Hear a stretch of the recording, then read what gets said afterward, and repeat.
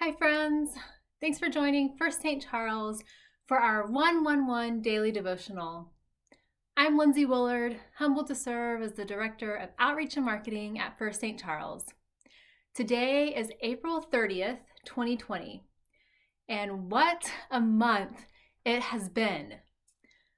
Most of us have spent this month at home as businesses have closed, schools have been closed, and in-person worship and church activities have all been canceled at First St. Charles.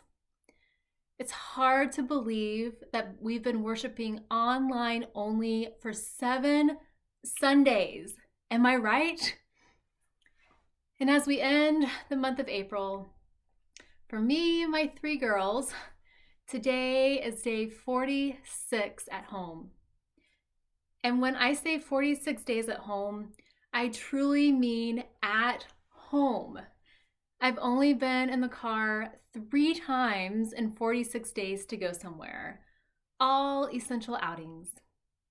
Other than that, we've been home. One of the essential outings I took was last week. I had not been in the car in over 4 weeks, and I hadn't been more than a square mile from my house in that time. It wasn't until I was sitting at the table making a homemade face mask that I realized just how uneasy I was going back out into the world. I was nervous, and if I'm really being honest, a little anxious and scared. I wasn't sure what to expect, what I would see, or how I would feel. But I needed to go out. My husband offered to go instead, but I said that I needed to go. I hadn't been in the car in 4 weeks, and the longer I kept that streak, the harder it would be to go out in public. So I went. And as I stepped out of the house and into the car, a calm came over me. I realized that I still knew how to drive and that the world still looks somewhat normal on the outside. Sure, many businesses were closed, but not all of them. People were out walking and riding bikes, even smiling and saying hi to one another. And as I arrived at my destination, I confess that I did feel a little silly wearing my homemade face mask, but it's part of our new normal. And wearing a face mask and taking extra precautions doesn't just benefit me, it benefits others. During this time of social distancing, I've spent some time reflecting on how to best love others and continue doing good, even if it's from afar. As John Wesley said, do all the good you can, by all the means you can, in all the ways you can, in all the places you can, at all the times you can, to all the people you can, as long as ever you can. And as the Apostle Paul said to the church in Galatia, in the book of Galatians, chapter 6, verses 9 and 10, let's not get tired of doing good, because in time we'll have a harvest if we don't give up.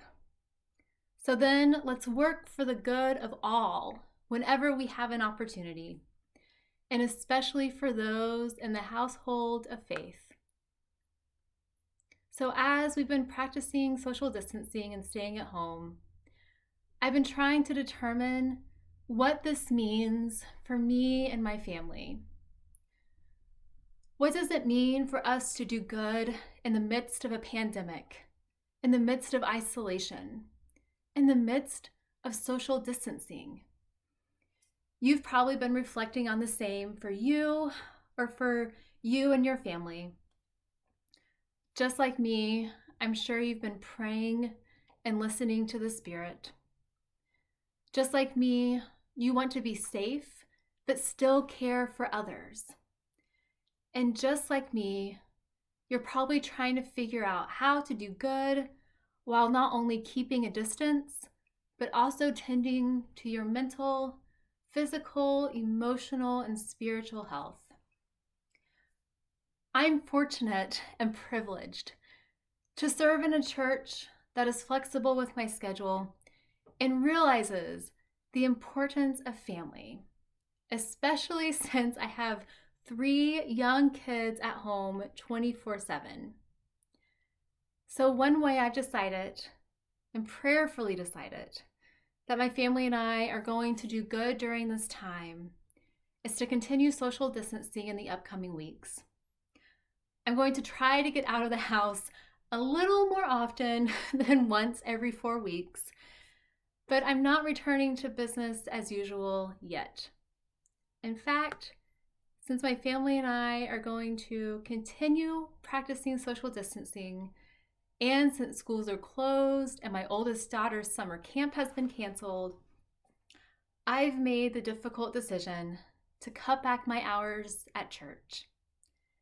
Don't worry, I'm not going away, but beginning tomorrow, May 1st, I'll be going from 40 hours a week to only 10 to 15 hours weekly. This will allow me to still serve with marketing and media, but will mean that you won't see my face as often. Today is my last devotional for the time being, and I'll only be participating in worship a couple times a month. I'll miss seeing you all as often, but I'm still around, just more behind the scenes. And we have contracted with a social media manager who will be helping with marketing and media so that you can continue having a robust online church experience. But what this will allow me to do is to do good and love others in the way I believe the Spirit is leading me at this time. I have the amazing opportunity to spend some much needed quality time with my family. And I'm fortunate to serve at a church and with people like you who appreciate, understand, and support that. So thank you for being understanding, and thank you for considering all the ways and praying about all the ways you can continue to do good and love others, even if it's from afar. So as we end this devotional, I thought I would end the same way I did my first devotional many weeks ago, by singing the doxology. Please feel free to sing along as we go to God in prayer.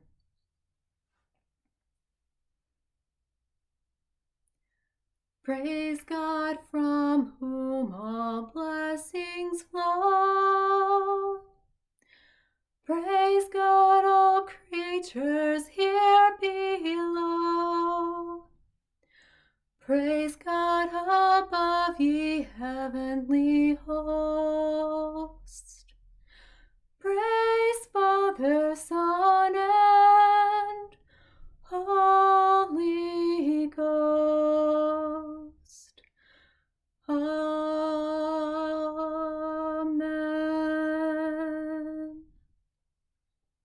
Grace and peace be with you.